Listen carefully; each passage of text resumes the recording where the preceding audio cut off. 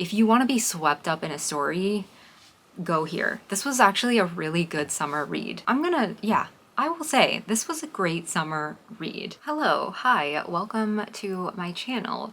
My name is Reese. This is my June monthly reading wrap-up. If you are new to my channel, welcome. I talk about books here. I talk about what I'm reading. I talk about sometimes writing. My wrap-ups are kind of like mini reviews of what I read, so stick around if you want to hear about some good books, because this month was like kind of solidly a good reading month. I can't believe that we're in July though already. June was a good month. We had some birthdays. Actually, it's my dog's birthday the day this video is going live, I think. He's 10. Screenshot here. Yeah, I don't want to talk about it. But you are here to hear about books, so let's talk about books. In June, I finished reading 5 books. I'm currently in the middle of a couple. It gives me a little anxiety that, like, it's not a clean, like, this is my container of reading and I finish them within the 30 or 31 days or whatever it is.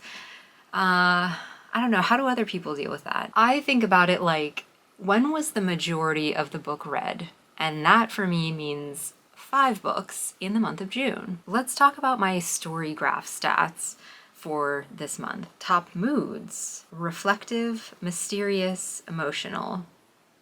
Always. I'm curious about the other moods that are on here. Like, what are positive moods? Like, happy? That will be a momentous day when there's a book on here that's like not dark or sad or reflective. So maybe that's what I'm gonna track, is when one of those gets kicked out of here.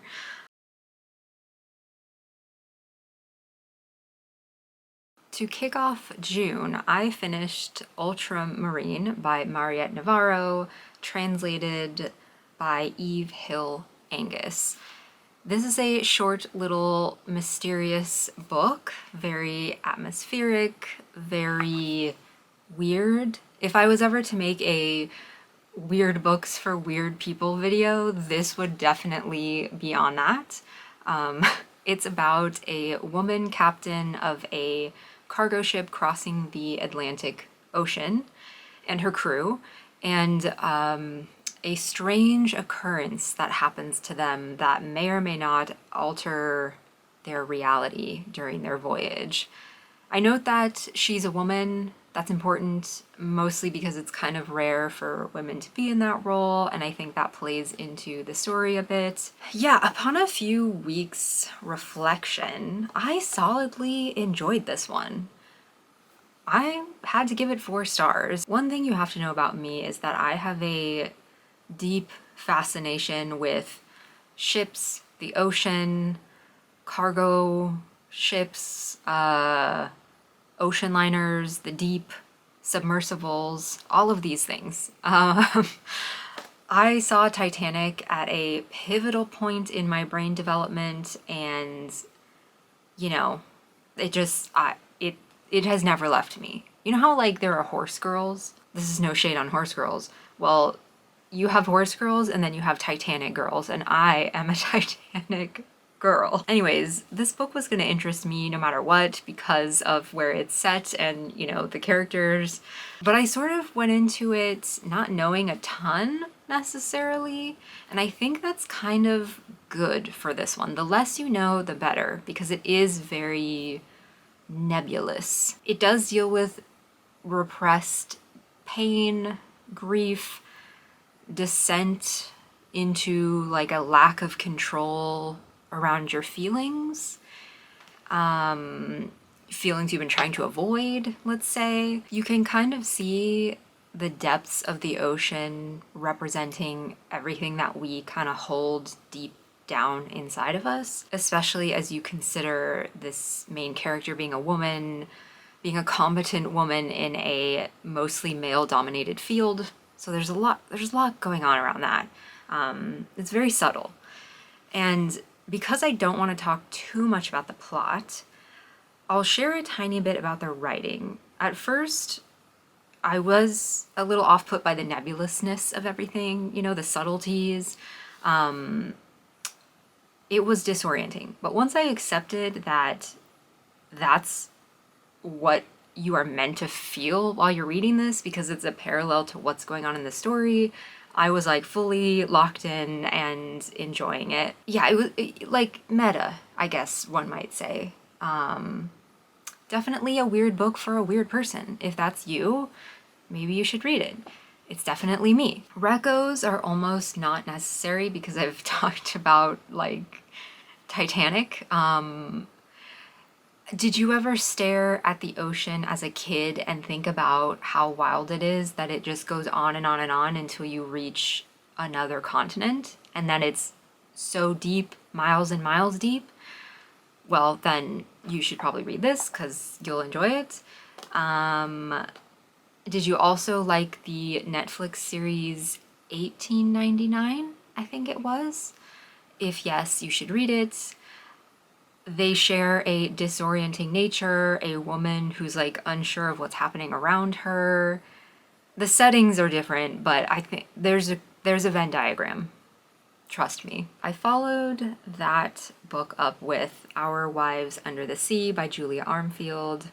Maybe you're sensing a theme. This book had been on my TBR for a few years, and I am glad I finally got to it. What an interesting plot situation. What an interesting structure of the novel. I mean, ocean exploration too. That's always a plus in my book. It's about a couple, Miri and Leah. They are dealing with the aftermath of Leah's deep ocean research mission, and we slowly learn what happens on that, and also it's just a portrait of their relationship both before and after this. I mentioned the structure of the novel. It's set in two perspectives.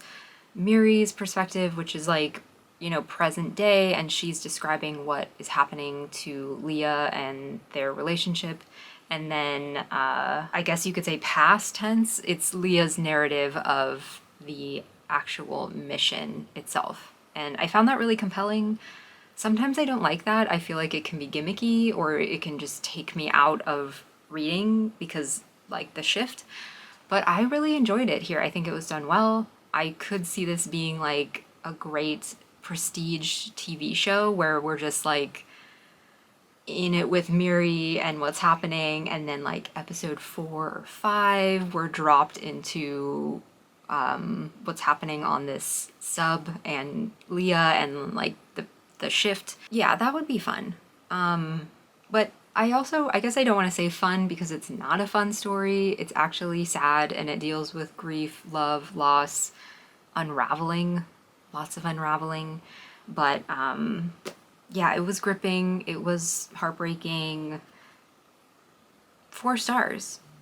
4 stars.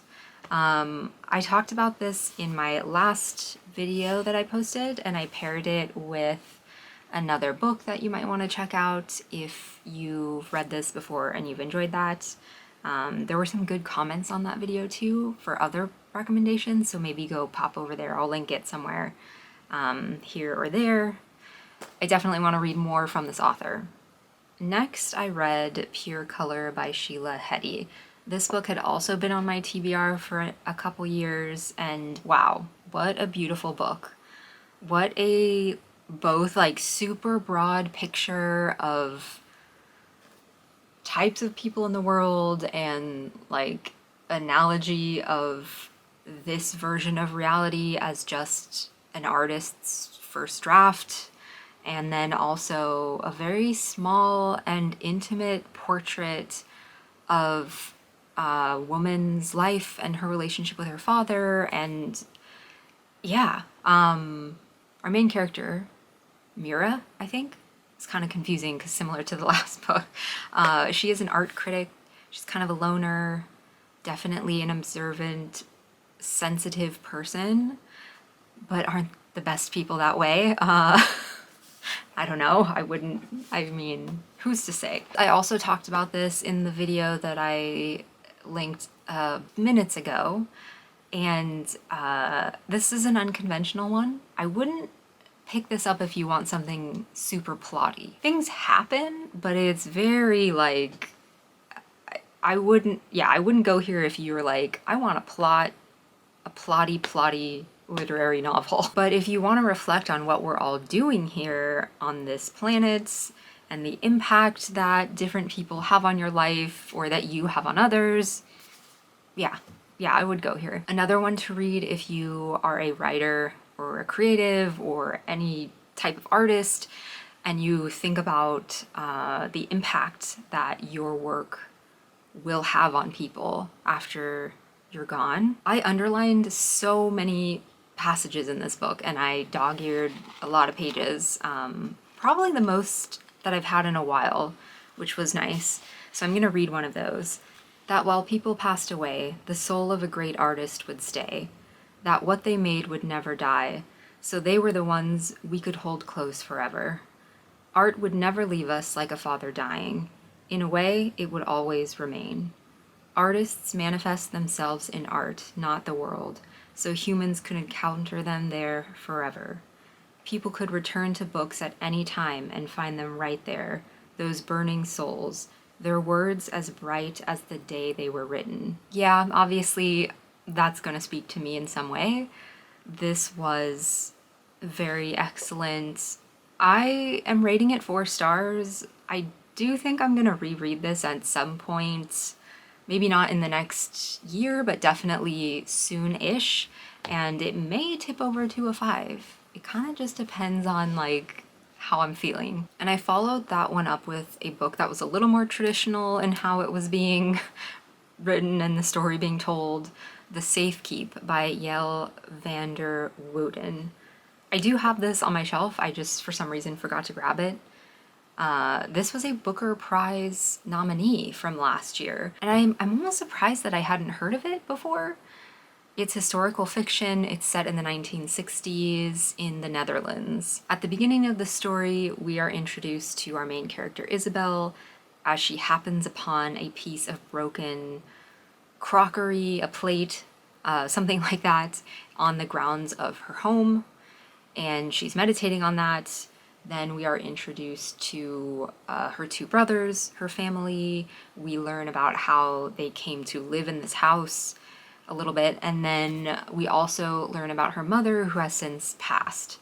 And yeah, we're also quickly introduced to her older brother's new girlfriend, Eva, who comes to stay at this house. So a lot is centered around this house that Isabel lives in. I think she's in her, I want to say like early 30s, maybe late 20s, somewhere around there. Yeah, I actually don't want to say too much about the plot. I think this is one to go into and let the story just take you where it goes. I'm not gonna say anything else, other than it deals with repression of feelings and identity, truth, revelation, ownership, the aftermath of war, World War II specifically, familial dynamics, love.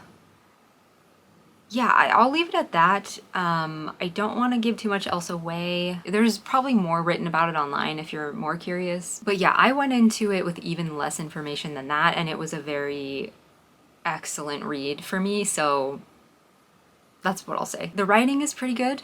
The dialogue is excellent.